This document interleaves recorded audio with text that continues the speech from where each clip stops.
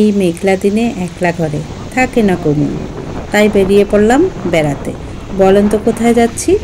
জি, ঠিক ধরেছেন, যেখানে গেলে মন উদার হয়ে যায়, দুঃখ ভুলে সুখে ডুবে যাওয়া যায়, যার গর্জনে মনে তৃপ্তি বয়ে আনে, সেই সমুদ্র দেখতে চলে এলাম আপনাদেরকে সাথে নিয়ে।